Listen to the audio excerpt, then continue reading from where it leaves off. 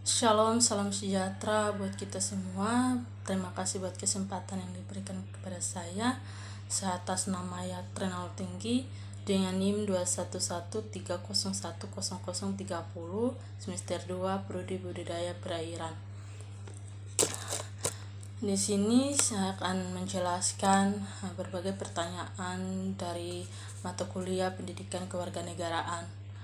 Untuk mempersingkat waktu, saya akan membaca pertanyaan pertama, yaitu uraikan alasan mengapa pendidikan kewarganegaraan perlu dipelajari di perguruan tinggi.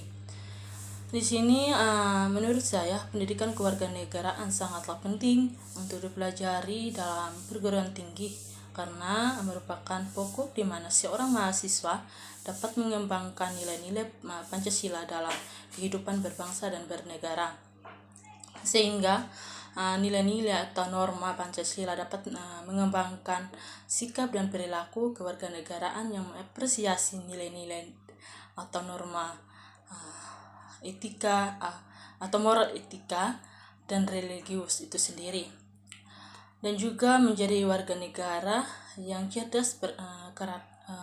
cerdas berkarakter, menjunjung tinggi nilai kemanusiaan, serta menumbuh kembangkan jiwa semangat nasionalisme dan rasa cinta pada tanah air, dan juga mengembangkan sikap demokratik bertanggung jawab, serta mengembangkan kemampuan kompetitif bangsa di era globalisasi. Jadi pertanyaan kedua, jelaskan Pancasila sebagai identitas nasional. Di sini saya akan menjawab, Pancasila sebagai identitas nasional merupakan kepribadian nasional atau jati diri nasional, bahkan karakter nasional yang membedakan bangsa yang satu dengan bangsa yang lain, di mana kita mempunyai sejarah dan akhirnya dapat membentuk Indonesia sebagai Indonesia nasional melalui adanya kerjasama yang satu dengan yang lain. Karena Indonesia nasional membedakan negara lain. Bagaimana Pancasila sebagai kepribadian bangsa Indonesia? Artinya setiap pribadi mencerminkan keadaan dalam bangsa Indonesia dan muncul di kelima sila mencerminkan kepribadian bangsa. Pertanyaan ketiga itu jelaskan dan beri contoh partisipasi warga negara bagi negaranya. Menurut saya, warga menampilkan perilaku politiknya yang mencerminkan pelaksanaan demokrasi tidak langsung melalui penyampaian pendapat atau aspirasi baik secara tertulis maupun secara lisan, melalui lembaga atau jalur lainnya seperti media sosial maupun media massa dan sebagainya. Contohnya, partisipasi warga negara pada negaranya adalah setiap warga negara mempunyai tanggung jawab dalam menjalankan visi dan misinya. Apabila dalam konsentrasi politik pernah menjanjikan pada rakyatnya atau pada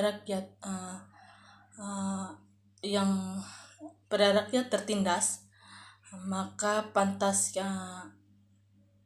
pantaslah seorang warga negara menjalankan tugas dan fungsinya sebagai pengawal kebijakan pada warga negara itu.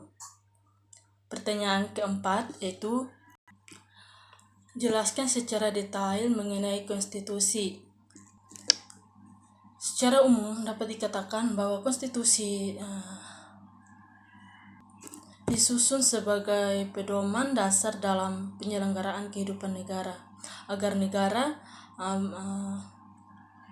berjalan dengan tertib, teratur, dan bahkan tidak terjadi yang sewenang-wenang dari pemerintah terhadap rakyatnya, sehingga pemerintah yang sewenang-wenangnya dapat dicegah karena kekuasaan yang dimiliki oleh pemerintah telah dilakukan atau telah ditentukan dalam konstitusi. Pemerintah tidak dapat melakukan tindakan semaunya di luar apa yang telah dilakukan dalam konstitusi tersebut. Dan menurut saya konstitusi merupakan lembaga tertinggi negara Republik Indonesia yang mengawal kebijakan. Wewenangnya adalah sebagai masyarakat yang mengawal kebijakan masyarakat itu sendiri. Mungkin ini saja kesempatan atau penjelasan dari saya. Apabila ada kesalahan kata, mohon dimaafkan. Terima kasih.